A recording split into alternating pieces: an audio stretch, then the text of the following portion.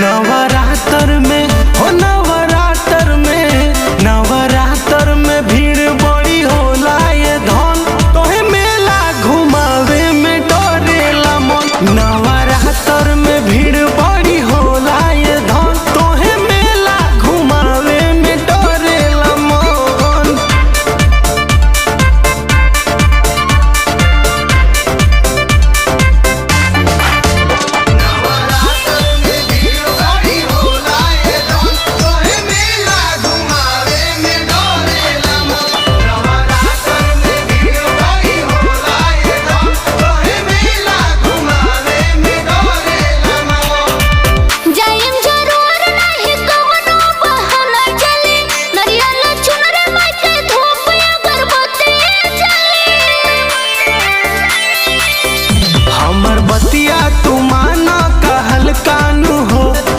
किनके ले आइब चूड़ी ललकानु हो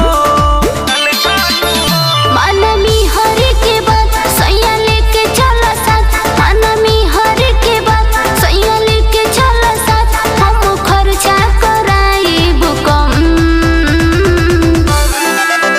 नवरात्र में हो नवरात्र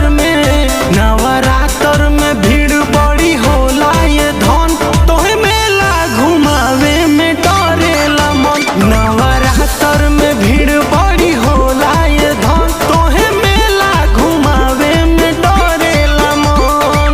मान जा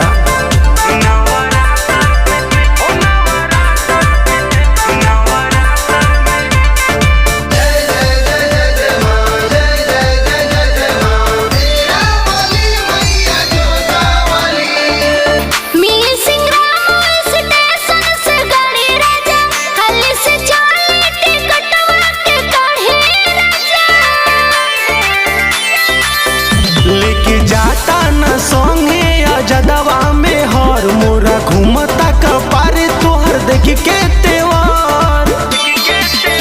नहीं बानी सुकुआर लेके चली एक बार।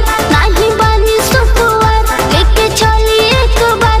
तोहर टूटी जे सगरो भरम।